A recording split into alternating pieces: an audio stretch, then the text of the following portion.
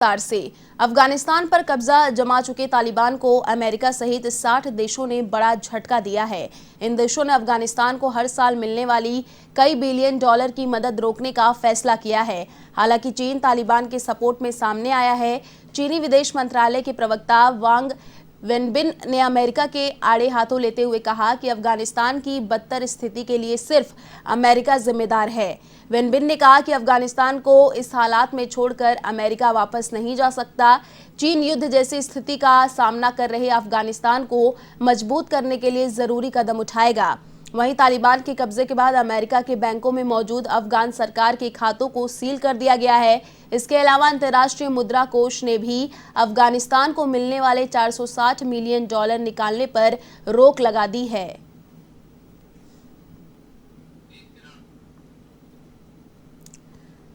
और इसी खबर पर अधिक अपडेट के साथ हमारी संवाददाता प्रीत किरण फोन लाइन पर जुड़ चुकी हैं। जी प्रीत किरण, देखिए तालिबान को अंतर्राष्ट्रीय झटका लगा है। आपको बता दें अमेरिका सहित 60 देशों ने आर्थिक मदद रोक दी है। क्या कुछ अपडेट? जी बिल्कुल, जिस तरीके से 60 देशों के साथ अफगानिस्तान का एक कॉन्ट्रैक्ट था साझा, और जिस तरीके से सहमति बनी थी कि अफगानिस्तान को 12 बिलियन डॉलर की मदद दी जाएगी, आर्थिक मदद दी जाएगी, जिसमें से नवंबर में जो पिछले साल डील हुई थी उसके अनुसार, जिसमें से 7 बिलियन डॉलर केवल न्यूयॉर्क में अफगानिस्तान के विदेशी भंडार में जमा है। ऐसे में बाइडेन सरकार ने पहले ही ये 7 बिलियन डॉलर जो है वो सीज कर दिए, यानी कि अब अफगानिस्तान तालिबान जो है इस 7 बिलियन डॉलर का इस्तेमाल नहीं कर पाएगा। 12 बिलियन डॉलर की जो मदद मिलने वाली थी, उसके साथ ही जो IMF में यानी कि अंतर्राष्ट्रीय मुद्रा कोष में जो पैसे जमा थे अफगानिस्तान के 460 बिलियन डॉलर की जो मदद मिलने वाली थी, वहां से वो भी बंद कर दी गई है, वो भी नहीं मिलेगी। जिस तरीके से अंतर्राष्ट्रीय मुद्रा कोष की तरफ से कहा गया है, तो कहीं ना कहीं जो 60 देश थे जो आर्थिक मदद देने वाले थे अफगानिस्तान को, जो जिस तरीके के बुरे दौर से अफगानिस्तान गुजर रहा था उससे उभरने के लिए, लेकिन अब तालिबान प्रशासन को देखते हुए तमाम जो 60 देश है उन्होंने अपने हाथ खींच लिए मदद के।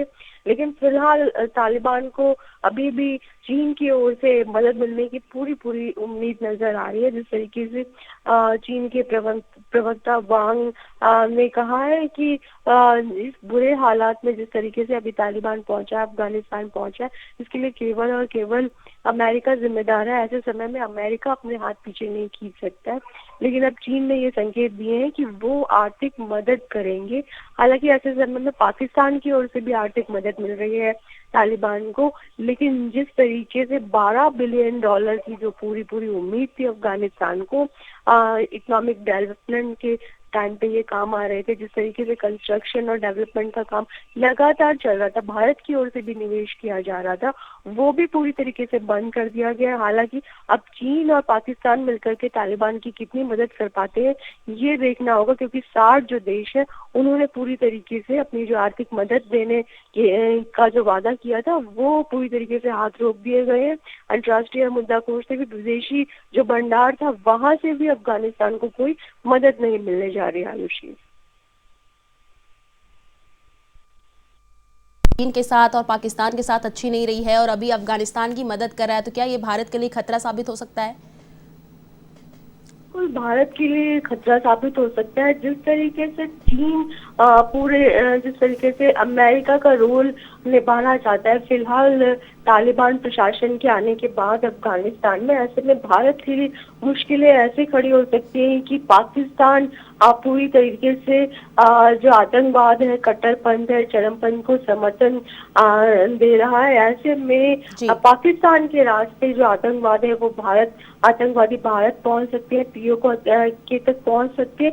ये भारत के लिए मुश्किल हो सकता है। और चीन जिस तरीके से अफगानिस्तान में दबदबा बनाना चाहता है, अमेरिका की भूमिका में आना चाहता है, ये भारत के लिए मुश्किल हो सकता है। यही वजह चीन को देखते हुए ही भारत ने जो एक सामरिक नीति के तहत अफगानिस्तान में जो एक बड़ा अमाउंट इन्वेस्ट किया था, वो कहीं ना कहीं चीन के इस दबदबे के बाद भारत के लिए कहीं ना कहीं एक तरीके से मुश्किल जरूर खड़ी कर सकता है। जी।